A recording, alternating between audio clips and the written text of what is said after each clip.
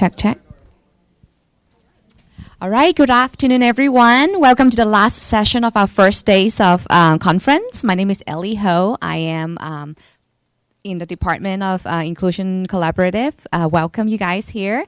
I just wanted to make sure that you guys are at the right place. We are having a full house situation, so we want to make sure that you are actually signed up for the session.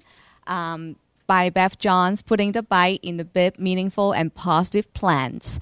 There are index cards on the table. If you have a question, feel free to write them down. We will collect them and read them out loud at the end when it's Q&A, because there's actually a virtual session in parallel to this. That way, the virtual people could actually hear your questions as well. And so I just want to make sure that you guys know where the index cards are. And if you have questions, that feel free to write on the index card. We also have a reflection wall at the back. If you feel like you have learned something really great today that you wanted to share with all of us, please feel free to do so at the end of the session. And without further ado, let's welcome Beth Johns, and I'll let her introduce herself. Well, good afternoon, everybody. How are you? And you're sticking with me till the end of the day, because how many people in here like to work with children with behavior problems? Most exciting field you could be in, isn't it? It's wonderful. And the reason it's wonderful, now, come on, we all have days when we say this is not so good, but overall, it's wonderful because the children keep us on our toes, do they not? I mean, about the time we think we've got everything figured out they could possibly do, they come up with something we have never had to deal with before. Just a little bit about my background. I come to you from the state of Illinois, where, let me tell you, it's a lot colder than it is here. So I'm loving the weather. I've worked with children with behavioral challenges, generally children with the most significant behavioral challenges. Well, we won't say for how many years, but for a long time. And so I don't recommend you do anything unless I've done it and have found success. Because a lot of people say, oh, theory says this. And theory doesn't always work when you're faced with children with behavior problems. So I now teach at the college level, teach teachers who are going to work with children with behavior challenges, and also teach characteristics of diverse learners. And I teach special education law. So just a number of those things that I do. And I also write in my spare time. Now, I told you, I like working with children with behavior problems because it's like detective work. And maybe I should have been a detective, but I get to do it when we work with children with behavioral challenges. And I've also written murder mysteries because, again, it's that detective stuff coming out. So that's just a little bit about me. So we're going to talk about putting the bite in the bib, meaningful and positive plans. How many of you in here are teachers? All right, terrific. How many of you are administrators? How many of you are social workers? School psychologists? Anybody I left out? Program specialist. Great, great. Anything else? Pardon? Okay, very good. All righty. So here's what we're going to try to do today is explain the 4 key components of functional behavior assessment. It's kind of what I talk about. Let's put the fun back in dysfunctional, because sometimes our children have dysfunctional behaviors, and let's just have fun while we're working with them. We're going to talk about 4 key components of BIPs. And we're going to identify 5 factors that can influence behavior, and we're going to, hopefully, you'll be able to identify 5 positive interventions that you can put in the BIP. So, well, we're going to, everybody's heard of 2 truths and a lie. We're doing 2 lies and a truth. Okay, so one of these statements is true. So you're going to stand up when I get to the one that's true. FBAs and BIPs are required for the following: only for students in classes with students with behavioral disorders. Is that the truth? No. Nope. How about only for students served in any self-contained classes? No. True. How about for any student with a disability whose behavior impedes learning? Right. Okay. Terrific. Let's give you all a little applause here. Okay. I have my applause. Okay. Very good. Very good. A number of people say, oh, that student's only getting speech and language, and therefore he doesn't need an FBA or a BIP. Now, one of the things that we know is that a number of our students with behavioral challenges have some pretty significant language issues. Actually, I was at a meeting with a big researcher on Friday who said that they are now finding that 90% of our children with behavioral challenges have language issues. Yeah, I mean, and we all know it.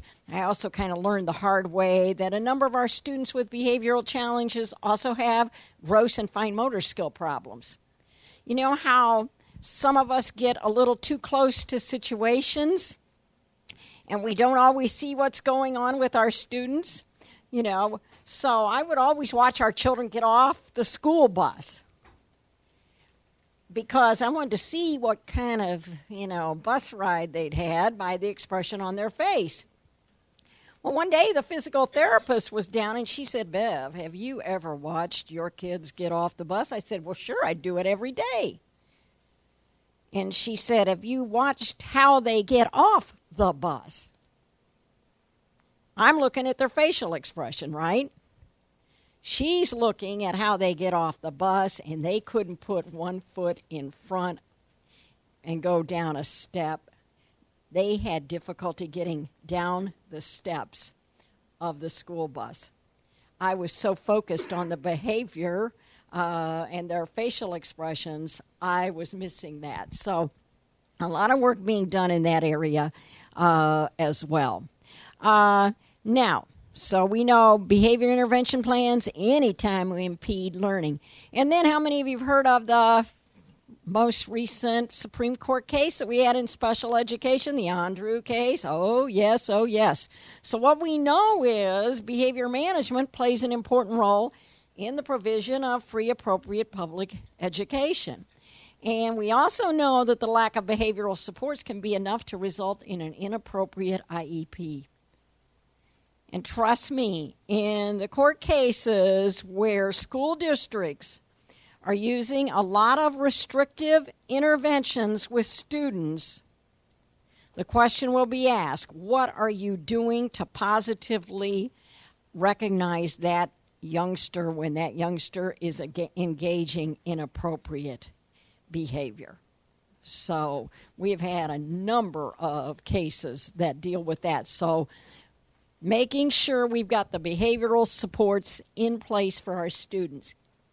Now, are our children coming into our classrooms their needs more complex than they have ever been? Yes. I was just reading an article yesterday because I do a lot on the issue of comorbidity, children who have oppositional defiant disorder and depression. Oppositional defiant disorder and learning disabilities.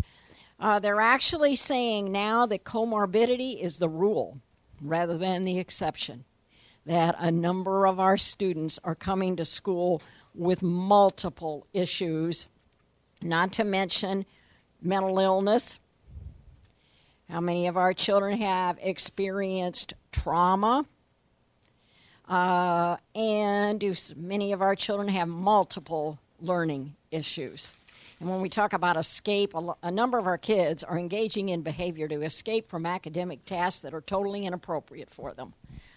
So that's why I always say people who do functional assessment need to have background in behavior, but they also need to have background in curriculum and instruction, because they've got to look at what's being taught to the children and whether that material is appropriate And we wonder why some of our kids rip the papers up in front of us and tell us what we can do with those papers. So, all righty, so let's look at, here comes the judge.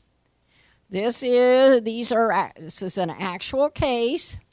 The school district restrained a 9-year-old with disabilities with ADHD and ODD on 6 occasions. The district failed to contact the parent within 1 hour of restraint, give the parent a written report, and convene a new IEP. All right. Did the district deny free, appropriate public education and least restrictive environment? So I'll just give you a minute to think about that one. All right, stand up if you think the answer is yes, the district did deny FAPE and LRE. Thank you. Okay. All right, you can sit down. Stand up if you think the district did not deny FAPE or LRE. Okay. Thank you. And the answer is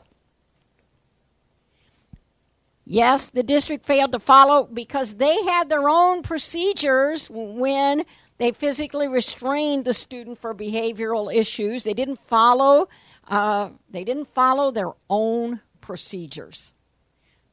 That'll get you every time. You know, and districts have these very lengthy policies and procedures, but do people really sit down and read them and remember what they say and implement them? Some of them look good on paper, but the bottom line is when push comes to shove, some of the people who have to implement those interventions don't know what those policies and procedures really are. You have to develop policies and you have to provide training to staff.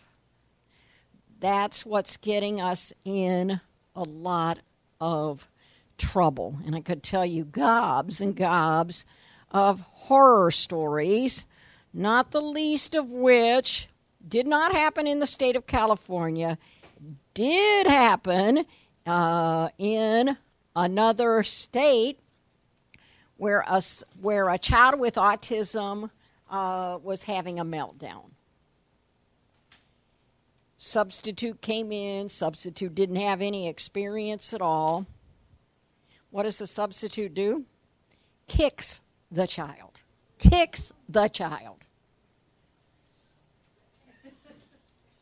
And you think, what is somebody like that doing in the schools? One would say that is a good question. But it speaks to you better be training people, and frankly, you better be. And I don't know about California, but in Illinois, we're having a serious problem getting substitutes. And that problem sometimes results in people not having training and therefore not doing what they're supposed to be doing. In another state, I was called in because they were finding that positive behavior interventions and supports, which was implemented in the school buildings, wasn't working in one of the school buildings. And so I'm in one of the classrooms, and I notice that this teacher is being really negative to the children, yelling, "I told you not to do that. How many times do I have to tell you?" And I thought this was a PBIS school and a classroom, and everybody had training, etc., etc. Oh, lo and behold, it was a substitute teacher who had not received any training in PBIS. Well, was that person essentially undermining a system that was in place? There were some other issues going on. So the training piece is critical. And then do I investigate? Behavior is communication, right? The children are trying to tell us, what's going on. We have to figure out exactly what they are trying to tell us. So, And you have this on a sheet. Does the student want to do the task? We give children things that sometimes are not motivating to them.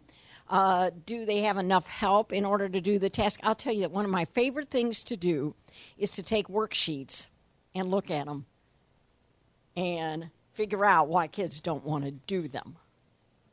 I mean, the workbook, the publishers of some of these workbooks and worksheets, and we wonder why the kids don't want to do them. They switch directions 6 times on one piece of paper.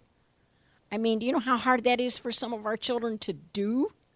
Or one I was looking at the other day, they thought they were going to make the worksheet look fancy, and so they had pictures. They had grayscale pictures on the worksheet.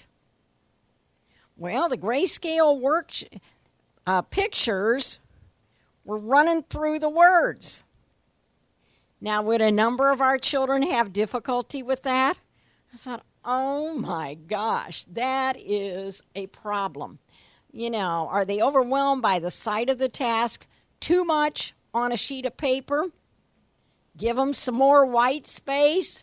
Enlarge the print? We need to do a lot of those things.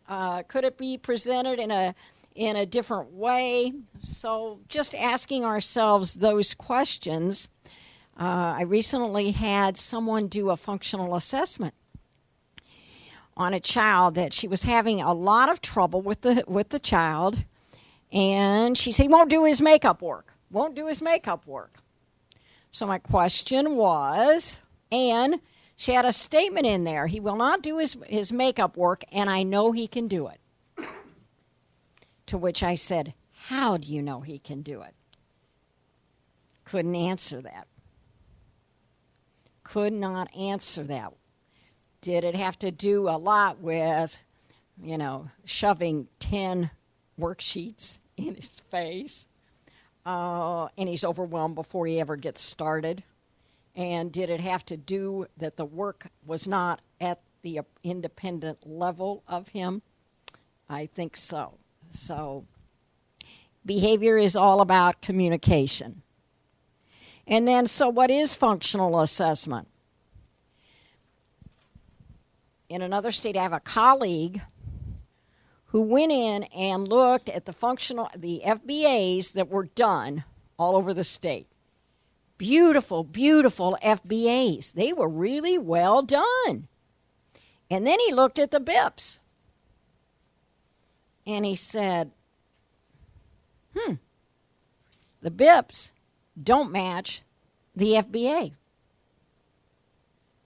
They had collected all this data on what was going on with the function of the behavior, but then they did what I call one-size-fits-all behavior intervention plan, a checklist. Just check off all these interventions, but those interventions didn't match what was done in the functional behavior assessment. It's kind of like in academics. Sometimes we have a lot of, work we've done on the specific academic levels of the child. What are the strengths? What are the weaknesses? And then we're not using the information to work with the child. So, and again, we're going to look at antecedents and consequences within the environment. It needs to drive instruction and the BIP, and it's an ongoing process because, by golly, do our children change? Oh, yes, they certainly do. So, what are some of the key issues? Conducting a multidisciplinary evaluation to determine eligibility, because sometimes, let's say we're looking at the behavior, do we all get too close to a situation? And sometimes we can't see what we're doing that might be exacerbating the behavior problem of the student. Documenting the behavioral and academic concerns. I'm going to give you some examples of that. Clear explanation, and again, conferring meaningful benefit. If something isn't working, why do we decide we're going to use it for an entire year if it didn't work? Because guess what happens? we lose a lot of valuable time with the child. I don't really want to call another IEP. We'll just keep trying it. If it isn't working, take a look at why it's not working, because you want to confer meaningful benefit. And this last point is very important. That one of the first questions we have to ask ourselves when a child is having behavioral problems is, does the child know the appropriate behavior? We can no longer assume children come to school knowing how to behave. Guess what? In the state of Illinois, that is not the case. Maybe it is here, but it's not in our state. Some of our students think you come to school, I want something from you, I'll just haul off and slug you and get it. So we've got to teach social skills. Now, how many of you get from people, I do not have time to teach social skills, I have to get them ready for the test? You don't have time not to teach social skills. I mean, come on, because if they're tearing up your classroom, do you think there's any academic learning going on in that classroom? No. So, first step in the process, and I gave some of you moos. Everybody know the cowtail candy? Get it? Moo, moo, and then I have my toy. I actually have a cow puppet too, but this is much smaller to carry. So, moo. I teach everybody, when you're doing FBAs, when you're doing IEPs and you're talking about present levels of academic achievement and functional performance, everything has to be defined in moo terms. Measurable, observable, and objective. Why does it have to be measurable, observable, and objective? How could you ever show that you have made meaningful benefit with a student if you can't measure the behavior and what that behavior looks like? I got so excited when I came in this morning and saw those cows. And remember in the vestibule area, I thought, all right. And that's my moo. So now, look at this. Just take a minute to talk to your neighbor about, Andrew is aggressive. Is that in moo terms? Okay, how about John is truant? How about Tanisha is non-compliant? Nope. How about Kim is off task frequently? How about Bev is not motivated at school? Now, let's all be honest. Have we ever seen behaviors described in these ways? Oh, all the time. We do it in academics, too. I love it. Bill is a poor reader. Well, what in the world does that mean? He's a poor reader.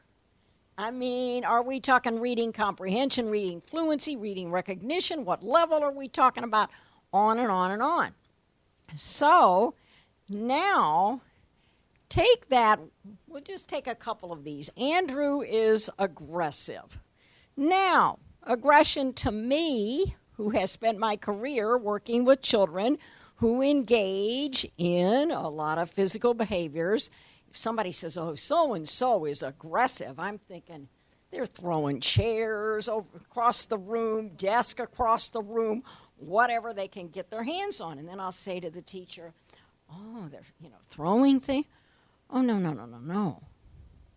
They just dropped their pencil on the floor.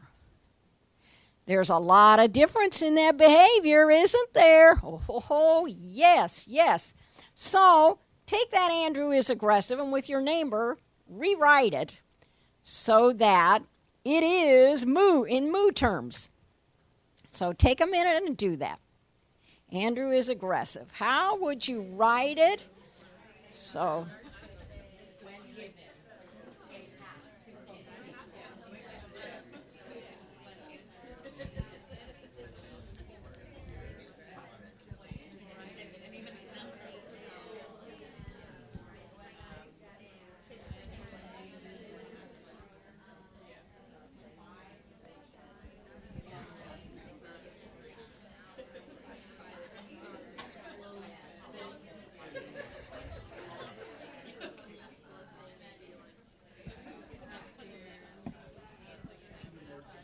Okay, take one more minute.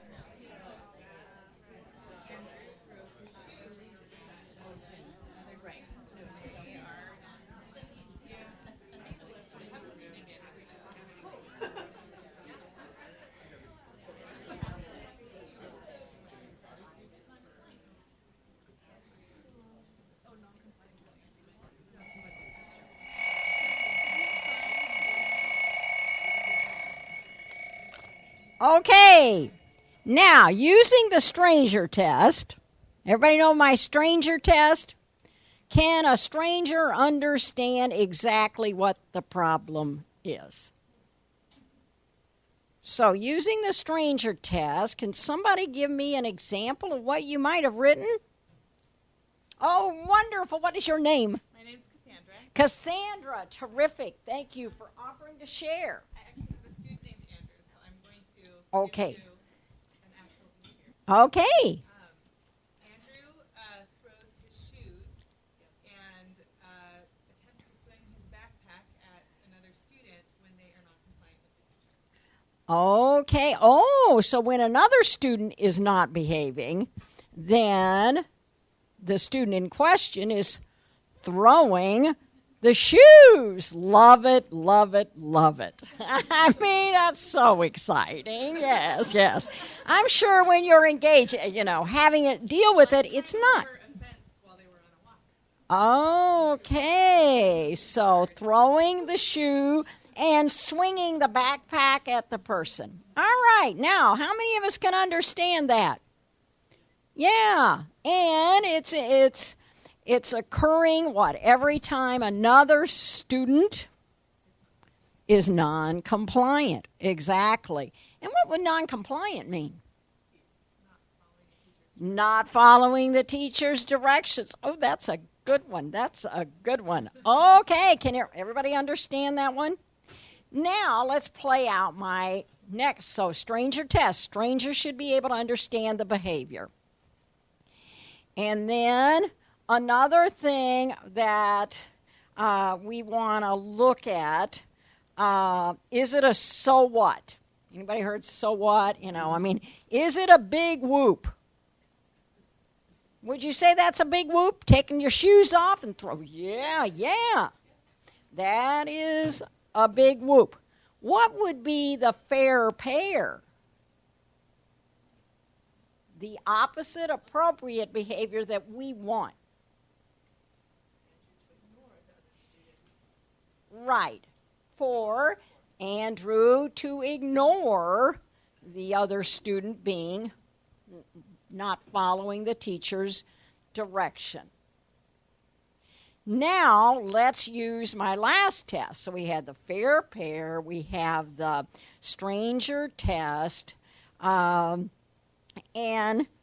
let's look at the last one, which is the dead man's test. Anybody heard the dead man's test? If a dead person can do it, for crying out loud, is that worthwhile? And I get a lot of teachers say, well, what is it you would like the student to do? I don't care if he does anything as long as he sits in his seat and keeps his mouth shut. Because frankly, do we get to that point? If we're honest. Now, but could you prop a dead person up and they could do that? Yeah. So what's the point? So those are the tests that I like to use. I have to tell you this funny story. I worked with this young man, and he was so classic attention deficit hyperactivity disorder. I mean, he could talk all the time, and he could move all the time. I mean, he was continually active. So he turned 16. And over the summer, his parents did not want him in the house. Understand why? Because they were kind of driving him up a wall. Them up a wall. So, guess what they got him a job doing? I thought, frankly, it was the perfect job. Mowing the grass in a cemetery. Now, think about it. He could move and he could talk. And the dead people were not going to talk back to him, were they? Thought, what a wonderful job for a student with ADHD, because he just yak, yak, yak, yak, yak, yak, yak. Now, you wondered whether the dead people were going to rise up and say, would you please shut up? So, thought it was a good job. So does that help with the clear descriptions of behavior? Because we really got to know where we're coming from. We got to know how often he's doing it. Is it 100% of the time? Because then we want to implement an intervention and see whether it does make a difference. So this was just another example. Could be for noncompliance, refusing to follow teachers' directions for academic or behavioral responses in math. Notice I picked math because there are a lot of our children struggling with mathematics. Yeah, and a lot of people are saying, you know what, we're pulling the manipulatives too soon from some of these children, and they're not ready for it, and they're saying, I hate math. So I like to use math. Here's just another example for you. And collecting the data. So why do we do that? Baseline, how often is the behavior occurring? Is it a behavioral excess? In other words, the child is doing too much of something, or the other one was not doing enough. Working with a child right now who has selective mutism, which is not real common. But is there obviously a deficit in, because he's not talking in the classroom. He actually is talking very little at home, but he does not talk at all within the classroom. And this is kind of an interesting thing. We're trying to find out what's really going on. Was there a traumatic event that has occurred? We suspect that he has been bullied in a school setting because of some speech and language problems, and therefore is not talking. But we're still exploring that. That's why I said it's interesting work to figure out. And then how am I going to determine the frequency, duration, intensity? So am I going to have an observer? Am I going to chart it? Am I going to keep a log? What am I going to do? Key variables when you're considering functional assessment: biological variables, illness, fatigue, medication, poor nutrition. Do all of those factors impact our behavior? Yeah, I had a 6-hour delay in my flight here yesterday. So by the time I got to the hotel, was I having to work real hard to regulate my behavior with the front desk, because I was tired. And does your behavior change when you're tired, when you're hungry? How many of you work with children like I did that we fed them breakfast, lunch, and sent them home with food because we knew they weren't going to get food until they got back to school. Otherwise, they're hungry. Medication, does that impact behavior? Another child I was working, we learned to watch the warning signs. He was on 6 different medications. He actually had been, before he came, I ran a public school for children with severe behavior problems, and he had been in a state institution, and so had really serious issues. And by golly, when those meds were out of control, you could watch for the warning sign. There'd start to be just a little drool coming out of the side of the mouth. And you knew that you better remove him from the cafeteria or the classroom, because otherwise there was going to be a major blow with him. So medications, obviously temperatures, noise levels, physical comfort. How many of you have heard Temple Grandin speak? Yeah, Temple Grandin says that these lights should be banned in schools because they drive her, a person with autism, they drive her up a wall because there is a sound to them and they flicker a little bit. Now, most of us can tune it out, but people with Autism, who may be very hypersensitive to some of those things, can't do that. Social cultural variables, presence or absence of people. They are engaging in certain behaviors because that's part of their culture.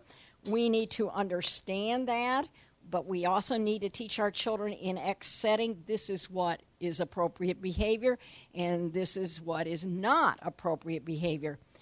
More children coming to school who have experienced trauma. And the curricular and instructional variables. So what is the content you're teaching? Do you have choices? How's the material presented? Predictability of the school schedule. What do we know about a lot of our children? Do they have to have structure and routine? Yeah. Children crave that structure and routine. So lots of variables to consider. Look at whether it was conducted by a team. Because remember, I talked about the bottom line in functional assessment is sometimes we get too close to a situation and we can't see what we're doing. And so if a team of people look at the behavior, they may be able to pick up things that we're not picking up. So just asking ourselves all of those questions. Okay, now, everybody ready to play Family Feud? Anybody like Family Feud as much as I do?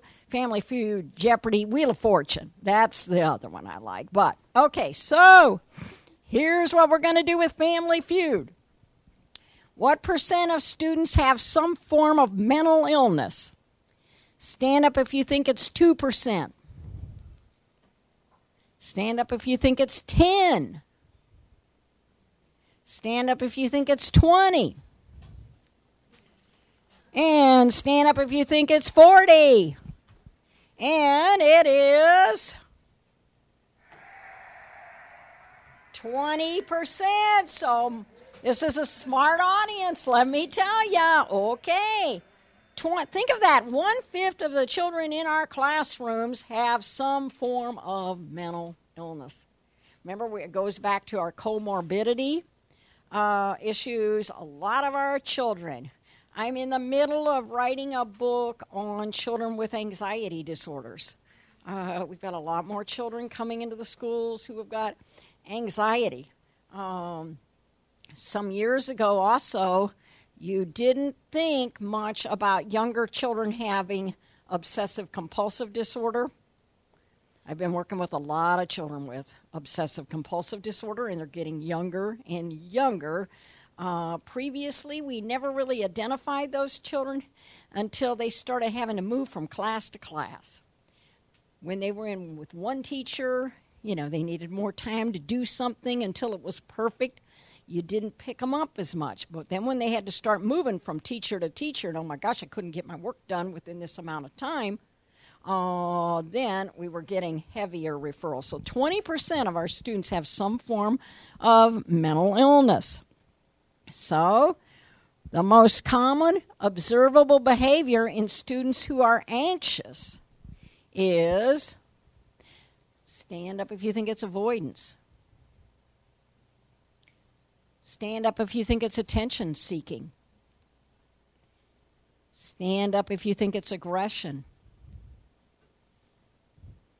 Stand up if you think it's a short attention span.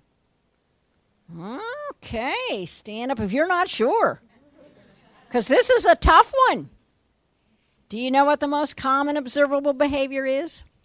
Aggression. So those children that appear on the surface to have oppositional defiant disorder, those kids that say, I ain't doing it and you can't make me. And are they right? Can you make them?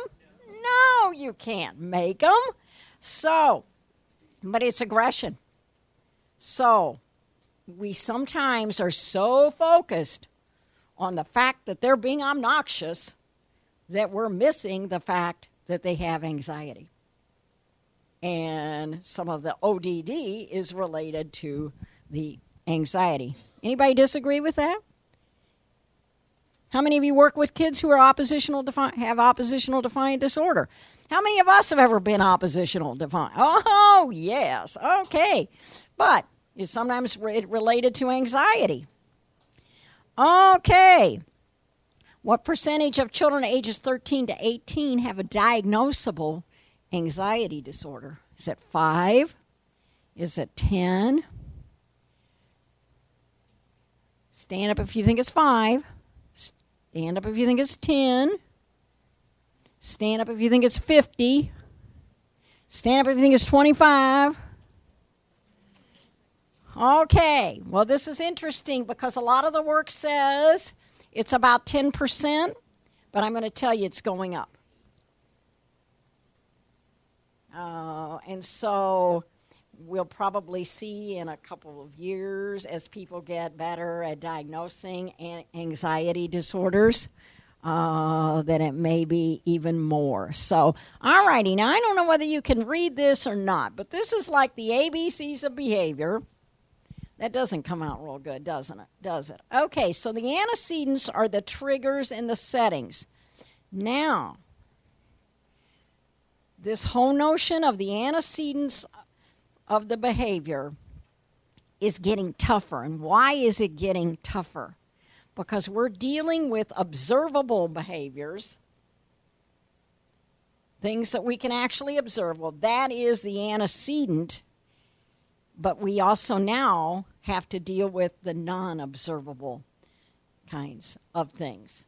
Let me give you an example. I was in a classroom one day with this wonderful teacher, and you know how some of the children will come in and they're just on edge. That's not mood terms, but it's just like they're really working to hold it together, but they're having a hard time holding it together. So, wonderful teacher, little 6-year-old guy, and he's holding it together all day long. Bless his heart, because we don't know what's happened. All right? So, that at the end of the day, the teacher decides that she's going to read a story to the children.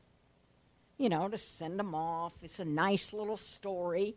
And she uses the word, because she's reading the story, mommy. All of a sudden, this little 6-year-old stands up, takes his chair, throws it across the room, and storms out of the room. So she's looking at me, and I'm looking at her like, what just happened? Well, I went and got the child. Now, the child could still, got the child calmed down, but could the child ever verbalize what was going on? So what was the observable behavior? You would think, well, the teacher was reading a story. But here's what was going on. It seems that at 2 o'clock in the morning, the police had come to this child's home, and the mother and her boyfriend were involved in some drug dealing.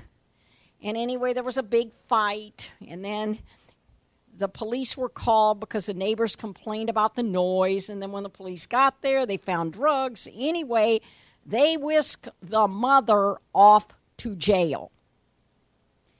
And they took this little 6-year-old and placed the 6-year-old into foster care that night.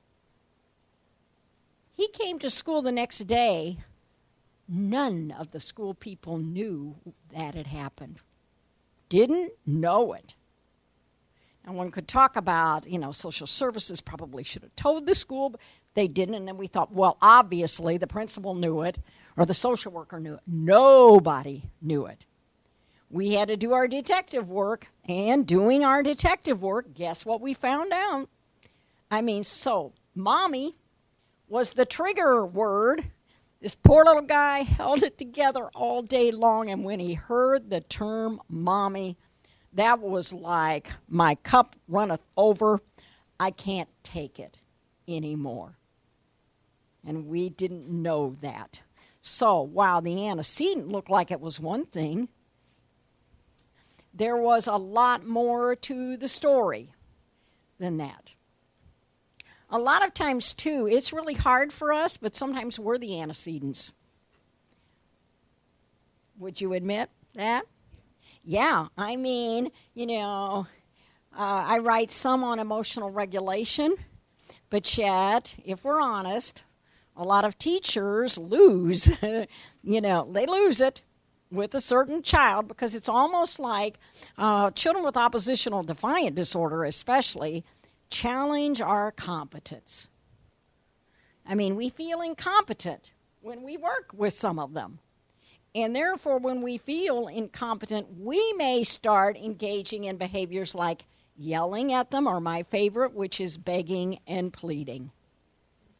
How many times do I have to tell you to do that assignment? Put your head up and do the assignment. I'm not going to tell you one more time to do that assignment. And we go on and on and on. I just read another FBA that said, the child won't do the assignment even with 8 prompts. I thought, 8 prompts? I mean, I teach the children, I'm going to make a request 2 times. And if you don't do it, then it's the consequence. But I'm not going to engage in this back and forth begging and pleading behavior because it's totally ineffective with students. So, and then the consequences, what actually happens to the student. My favorite one is the kids who misbehave and get to go home. That's it. 2-day suspension for you. Hot dog didn't want to be in school in the first place. So we've got to look at our consequences as well. All righty. So changing the antecedents of our behavior, identifying our biases. Do we all have biases? Oh, we sure do.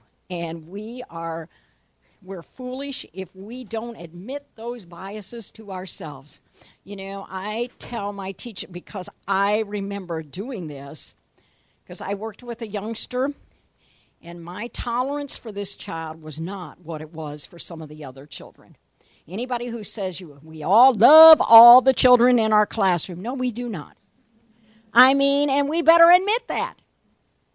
Because I had to admit it to myself with the child I was working with, and I would say to the other people, I need you to help me monitor my behavior because I am afraid I'm giving this child a stricter consequence than I am the other students.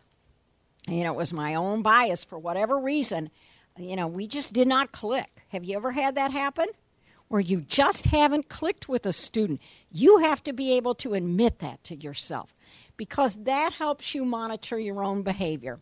Identify the negative trigger words we may be using with students, and we've talked about this, and identifying negative body language, and then identifying our own perceptions of the task. So, if Cassandra says, I'm moving around the room, and I say to Cassandra, oh, what's going on? And she blurts out, I can't do this, it's too hard.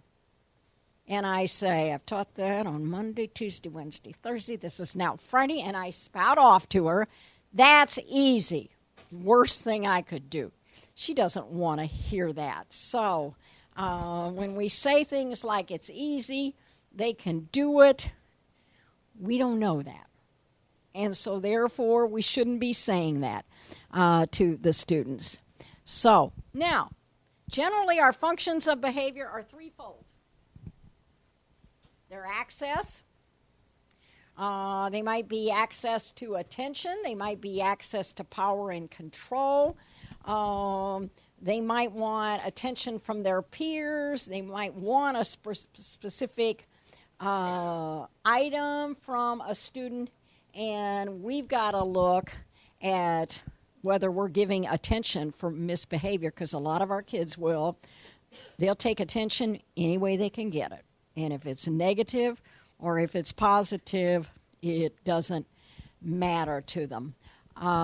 So that's access, then escape, and we've talked about that. Does a student have emotional baggage about a task? Like, I hate math, or the kids that'll say, I don't read, or I don't like science, whatever it is. Making sure that the directions are clear on the assignment. Again, working with worksheets, I have seen multiple worksheets where children are expected to change the directions 6 times on one piece of paper. Can a lot of our kids do that? No. One set of directions on one sheet of paper. Because, when all else fails, read the directions. You're expecting kids to switch gears. A lot of them can't do that. Do we all escape tasks that are hard for us? Oh, yes, we do. Yes, we do. And, the last one is sensory, and I, credit the autism world with teaching a lot about what we know about sensory needs of children to us. I didn't tell you, but my first teaching job was children with autism, and that's why I've always tended to be a practical, because I went through a graduate program before I started teaching. And you know how you come out of school saying, I got all the answers here. I mean, I got a graduate degree. I know what I'm doing. The first 2 weeks of school, guess what happened to me? I'm going home. I've got bite marks, scratches, they've spit on me. I'm thinking, what in the world am I doing? I don't know what I'm doing. I've got a graduate degree, and nobody told me what to do when somebody bites, scratch, kicks, does all of those things. I decided that they didn't tell us any of that because they were afraid that if they told us any of that, we wouldn't go into the field. So anyway, my horror story is, you see, you can't see my ears because these are clip earrings. Because little Jimmy, the first few weeks of school, guess what he did? He loved to bite, scratch. I mean, he had a whole repertoire of behavioral issues, and one of them was pulling things. Nobody told me, do not wear dangly earrings. I'm a brand new teacher. I want to look my best, and I'm going to school with my big dangly earrings on. And guess what Jimmy did? Slit my ear. And my ear finally pulled out. And so that's why it's covered up with a clip earring. And you say, why doesn't the lady get her ears fixed? 2 reasons. Cheapskate, scaredy cat. Ain't gonna happen. I'll just accommodate my slit ear. But I vowed at that time that I would tell people, what do you do and what do you wear and all of those things, so that people were better prepared. But I had this other little guy in my class who was very heavy, and he beat his chin until his chin was raw. Now, we did the positive reinforcement. We didn't realize that was, back then, that was a sensory need. I mean, he was beating his chin, to keep himself alert. So we know a lot more about sensory issues. Kids need movement. Some of our kids, here's the thing. If you've got children who are being restrained over and over again, folks, let's look at something else, because it may be they want to be restrained because they need deep pressure touch. Oral, I was working in a school, and the teacher said, oh my gosh, that's why our high school boys are sitting in during the high stakes testing, sucking their thumbs. A sensory need. I suggested, well, how about let's give them water bottles, but then they pointed out that the kids put vodka in the water bottles. Then let's just fill the water bottle ourselves. So tactile needs. So a lot of those sensory issues. Okay, what's the function of this behavior? Read it and see if you think it's access, escape, or sensory.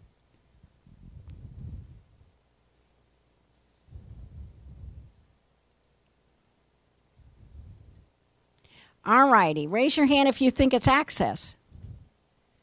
Raise your hand if you think it's escape. Raise your hand if you think it's sensory. Yeah, I would say that would be sensory. Right. She's chewing. And do we have kids that do that all the time? Yeah. How many of you have children who chew on the pencil lid?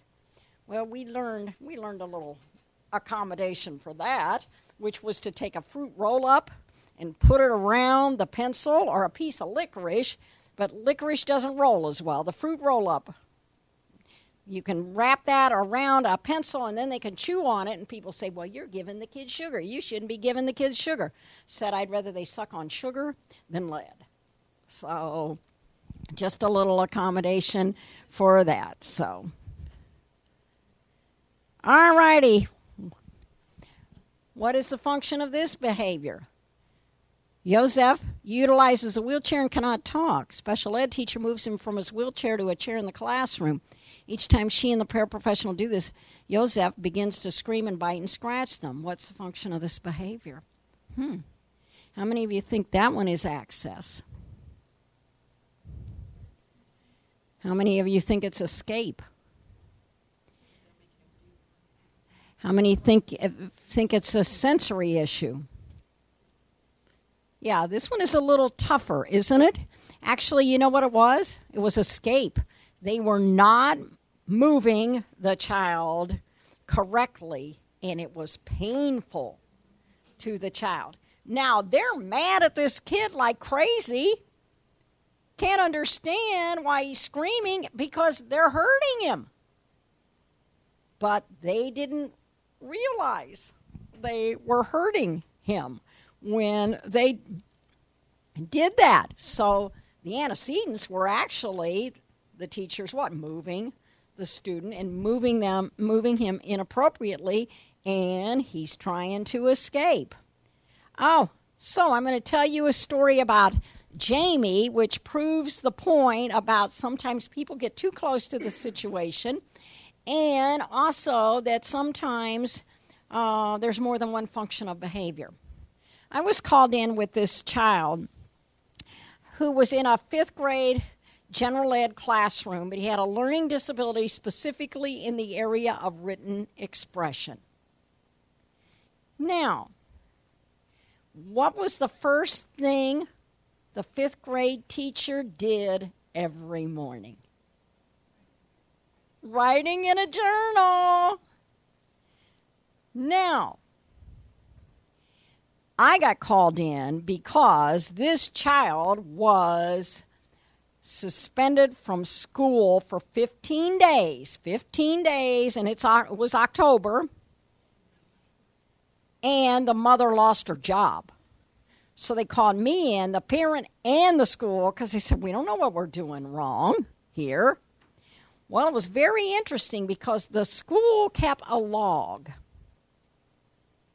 And, you know, they read the log, but they couldn't see what was happening. And here's what was happening.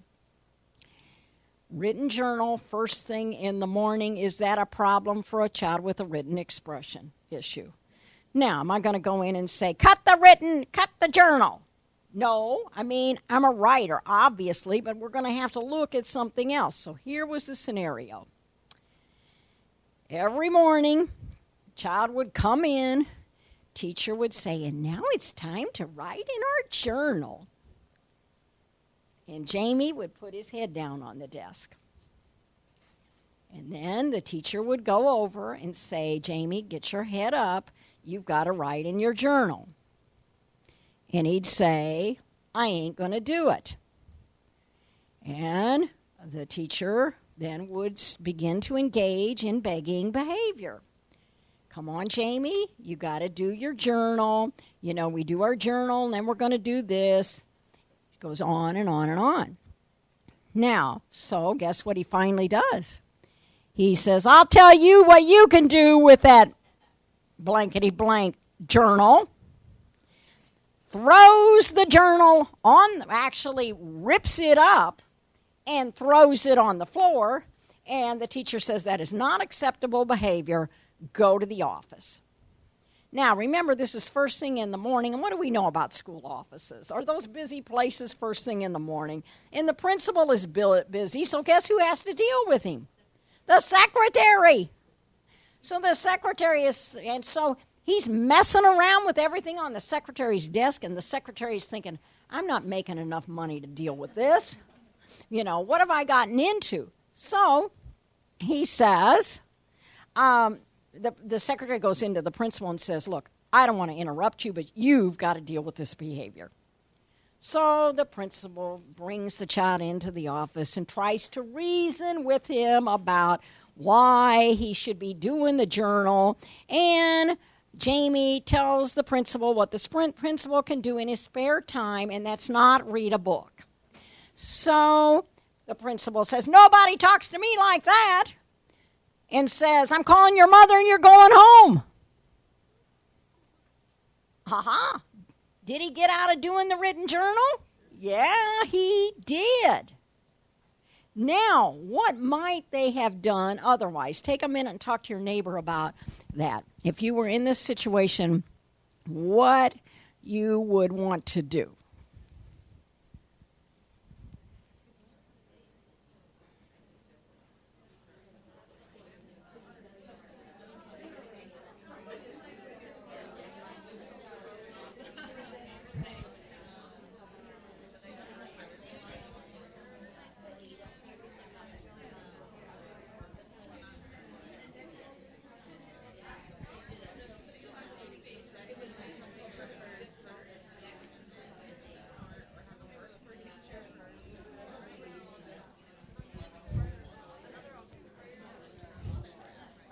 Okay, time. All right, what did anybody come up with an alternative?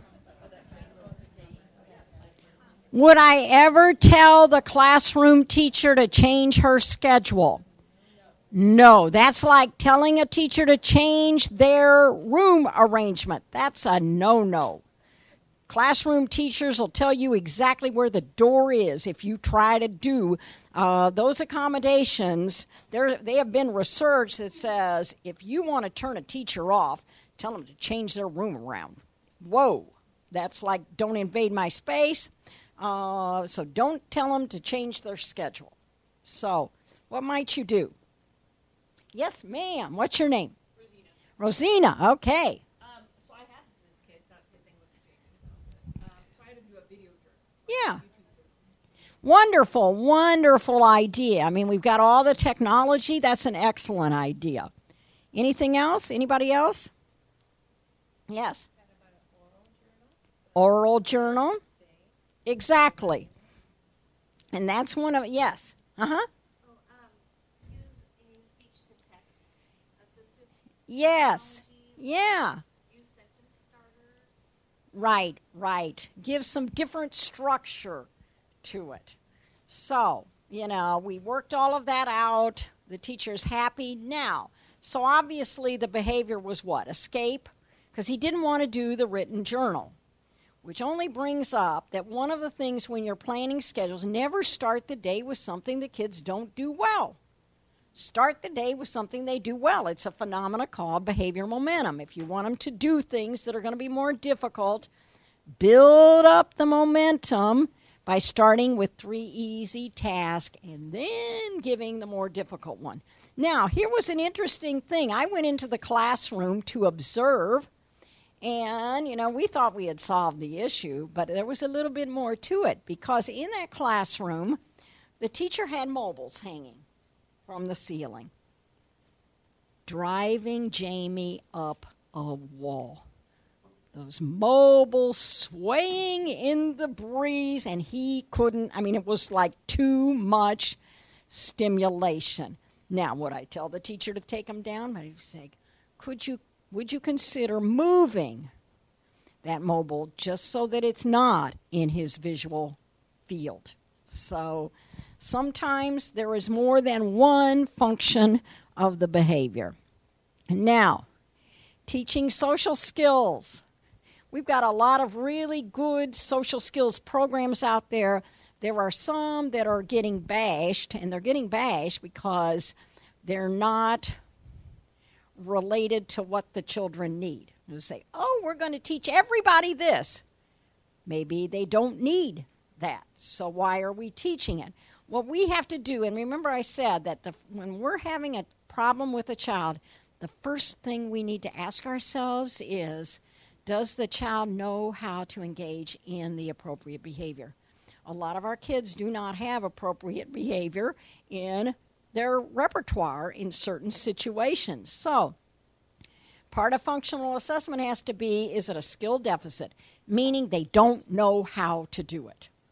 They do not know how to respond when given a compliment. It's a skill deficit.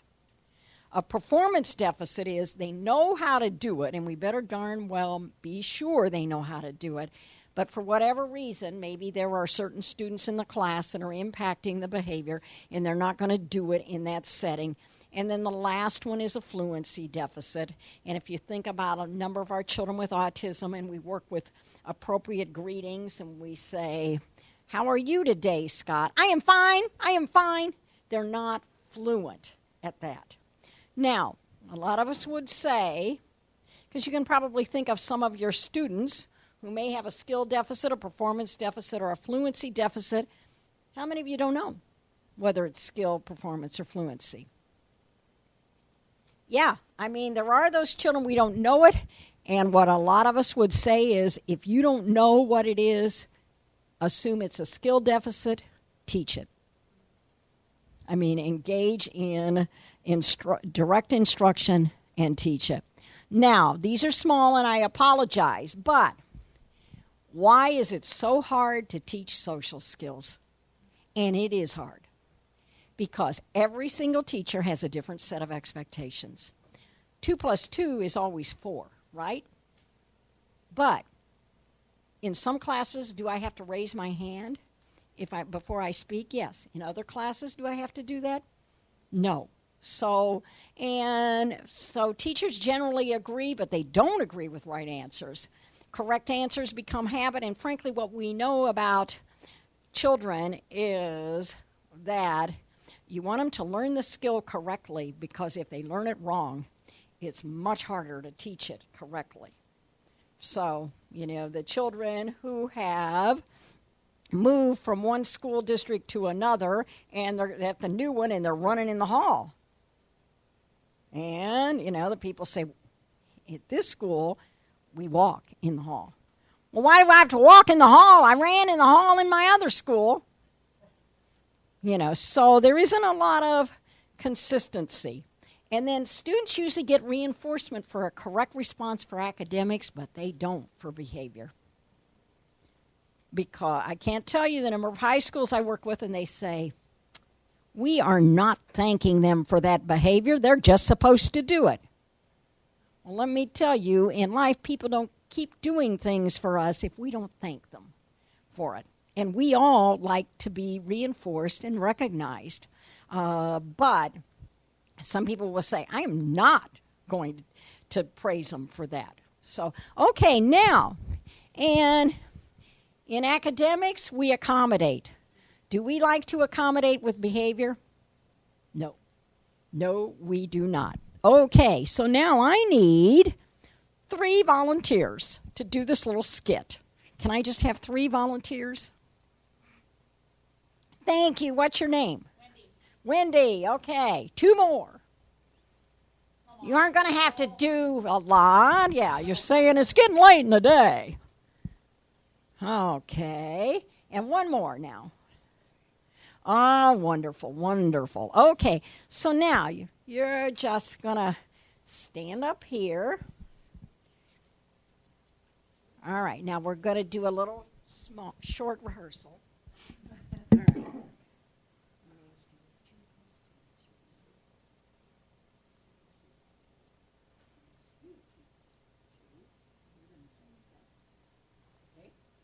All right. Okay, let's see who knows what 2 plus 2 is. What's 2 plus 2? 4. Oh, wonderful. That's correct. You got it right. What's 2 plus 2? 4. Oh, marvelous. Way to go. You got it right. What's 2 plus 2? 7. Up. That's a 3-day suspension. That's, okay, you're done. Now, is that what we, yeah, thank you. Let's give him a big hand. That was easy enough. Okay. Is that exactly what we do with behavior? Would we do that in academics? You got it wrong, you're out of school. If you're out of school, are you going to learn the skills? That's why I'm really bothered by the number of suspensions of preschoolers. It's that data is pretty disgraceful. In another state, there was a superintendent in a large school district. One day, he suspended 500 children from kindergarten because they were, true story, because they were running in the hall. He said, I want to prove a point.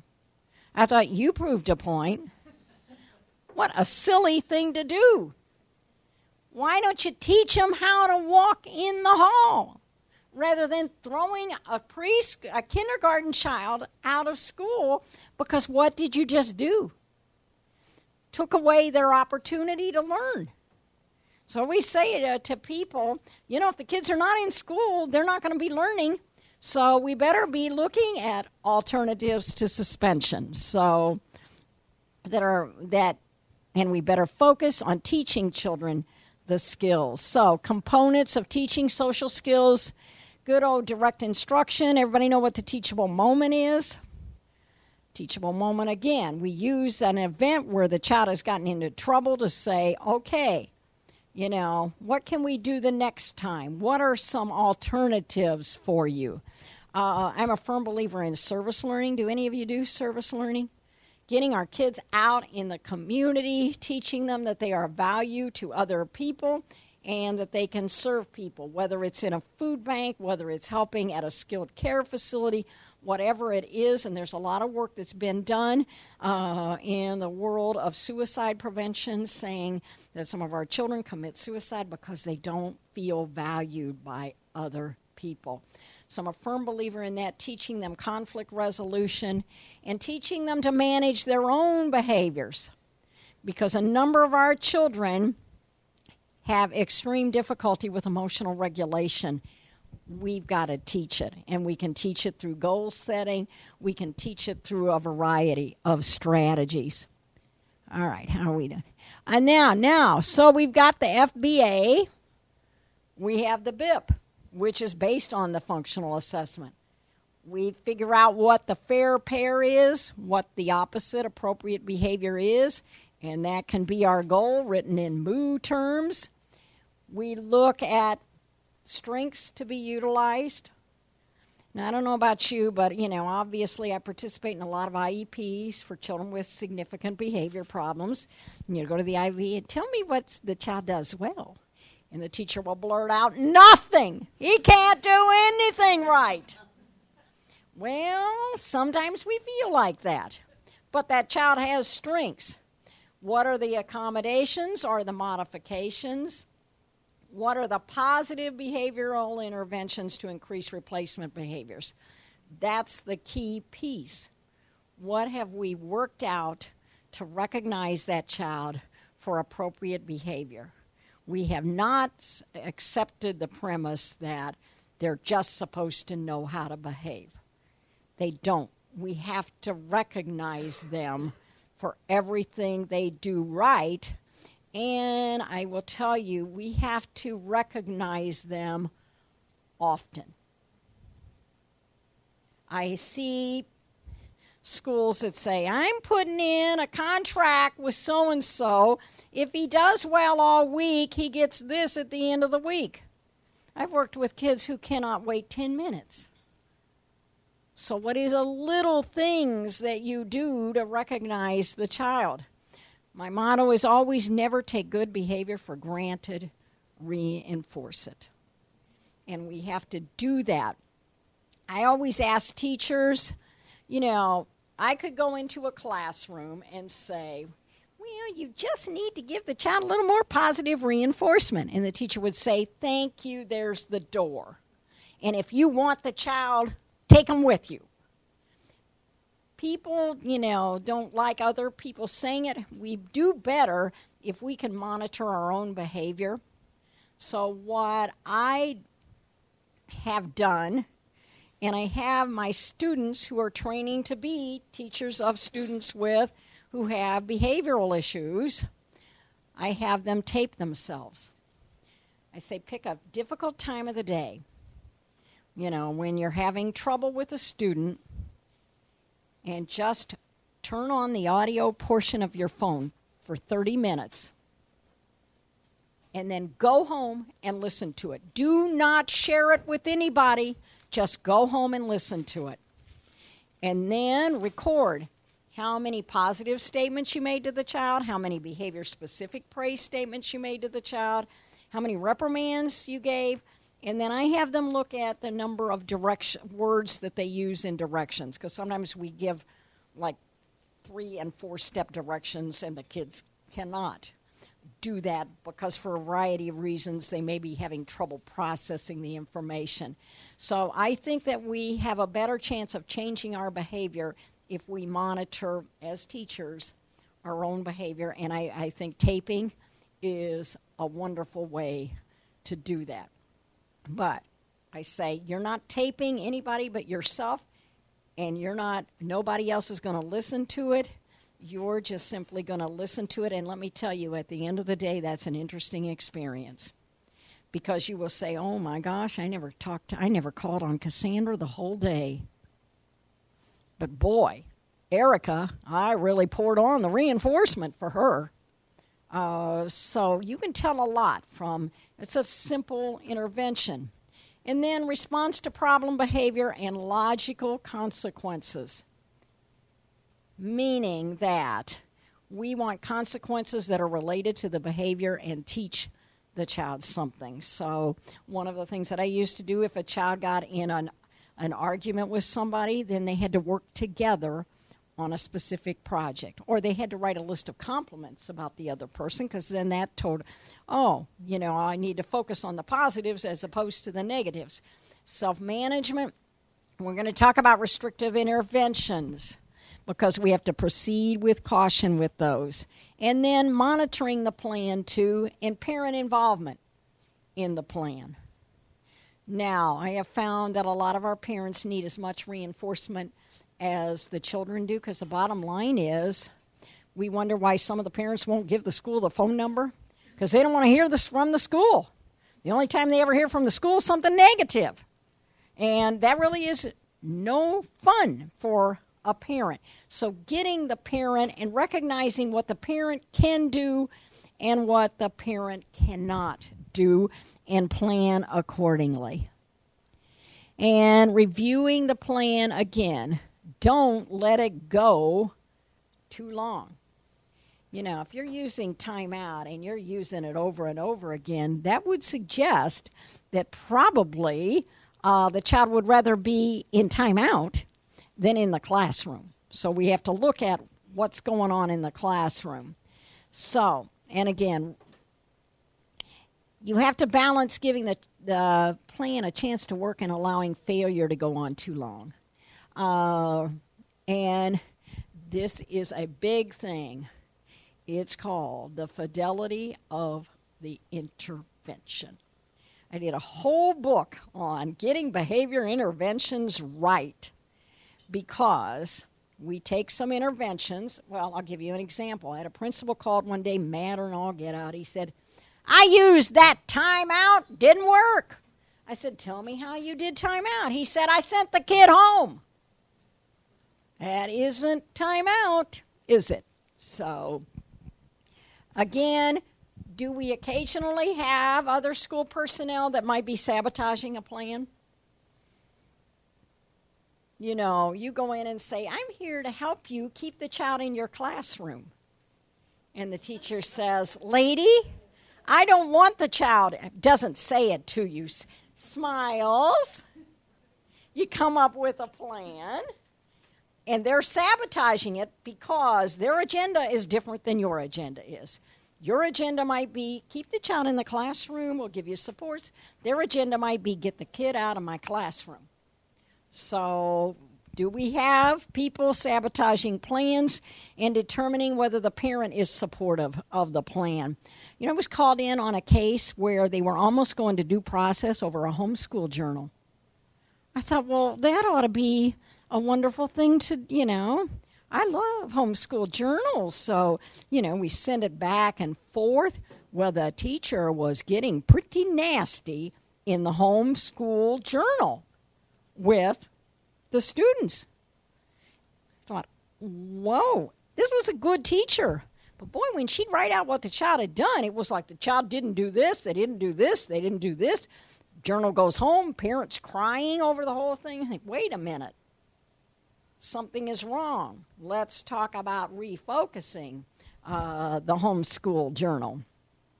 Okay, let's do another Here Comes the Judge. This is a 7th grade middle students with autism enrolled in a gifted program. Parent wanted a BIP. Student was having significant behavioral outbursts. A behavioral psychologist believed that there should be a BIP. Teacher in an email believed that the current levels of support were not enough. The school district did not do an FBA or BIP. They said, we do not have time to do this. Does that happen sometimes? Yes, it does. All righty. Stand up if you think the school district won this case. Stand up if you think the parent won the case. Yep. Parent won the case. That's right. Very good.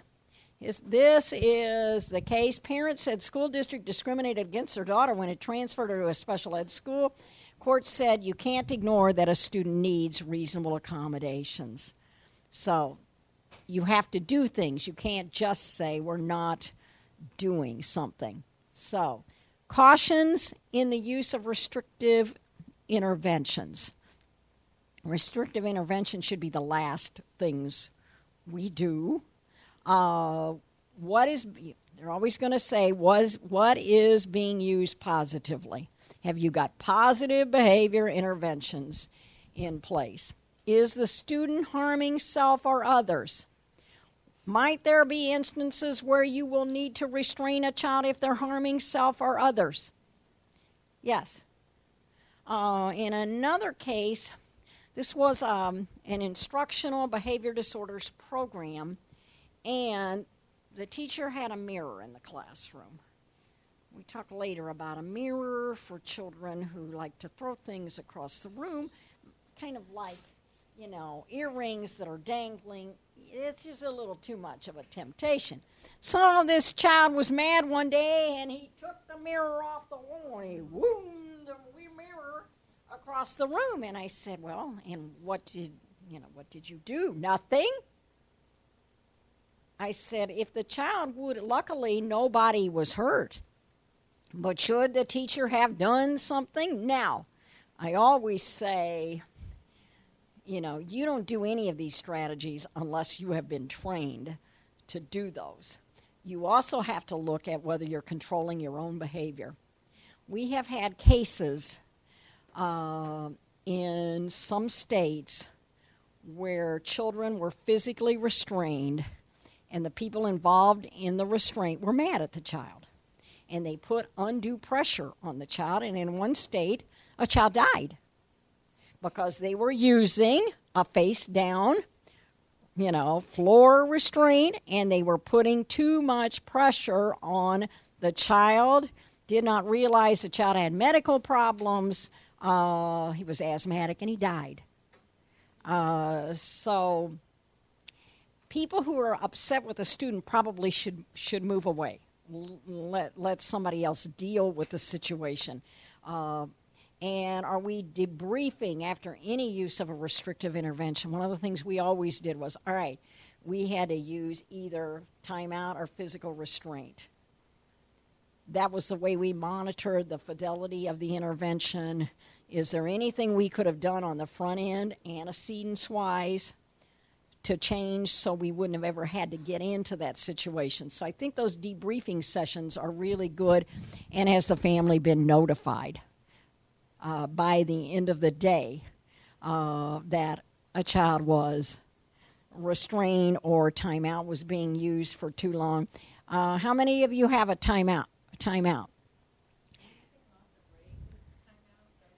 Well, timeout in the would be removal of all chance of positive reinforcement. So it's an extinction procedure. So now, and there are multiple options for timeout. One can be something as simple as we used to do with my little nephew, and he learned to do it himself. If he was upset with his grandma, he just put his little head down on the desk. He knew how to take a timeout. So there's in class, then there's seclusionary timeout, whether they're separated into another room. Again, people have got to be trained. It's got to be on the IEP. You have to watch medical contraindications of any of these interventions.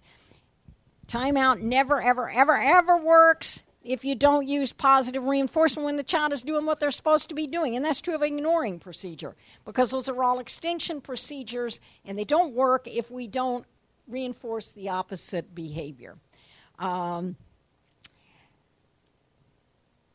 I don't believe in locked timeout. I can't do it. But there are some states that allow locked timeout. I never even had a door on a timeout room. But if you're in Illinois, allows locking in some instances. Florida allows locking in some instances. I don't know whether California allows locking. I didn't think so. You reevaluate on a regular basis. We're almost out of time. So all of them you reevaluate on a regular basis. You look at whether they're medically contraindicated, and you keep written records, and you never do anything physical intervention unless people are well trained. This is just removal of privileges. Do not remove entitlements. Like I'm taking PE away from him. That's an entitlement. Or take classes away from students. I don't use response cost. You know what response cost is? With children with anxiety, because I think it provokes too much anxiety. I don't use it for children who have a response cost was, okay, you got 5 tokens. Oops. Sorry, you weren't behaving, taking one away. That causes a lot of anxiety for some children. So avoid removing privileges in large doses. People say, that's it, you're not going out to recess for the next year. Well, then the child says, I'll go for broke. I've worked with teachers who say, you go into, and their point system is minus 3,050 points. How do I get out of it? Well, then you're going to have to use bonus points there. So, okay. Just some ethical issues in discipline as well. Now, I want to stop. Oh, and if you want more, this is because I've done this book for Brooks Publishing, who will be here tomorrow. So if you want more information, you can, there's a whole chapter on behavioral interventions. All right, do we have any questions from anybody? We are.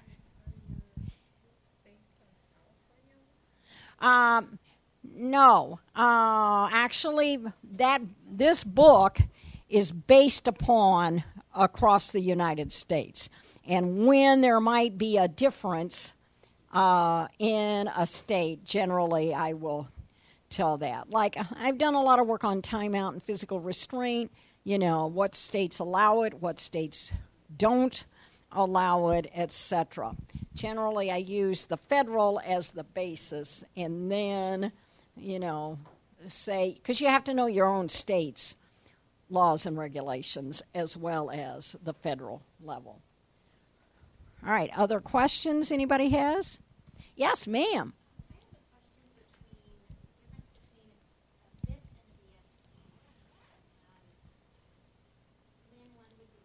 All right, give me, what is your BSP?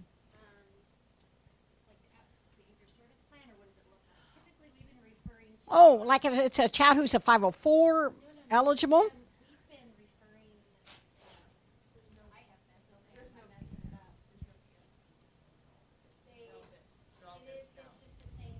If it's part of an IEP, it's a BIP.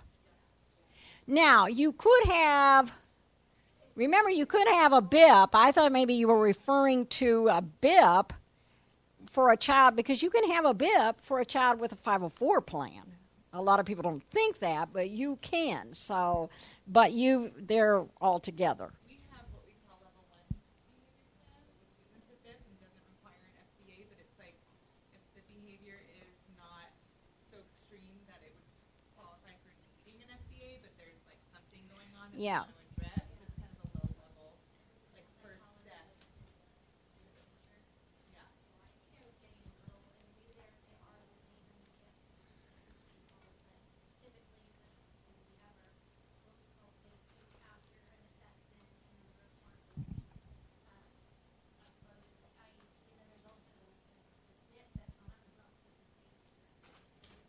Huh. Interesting.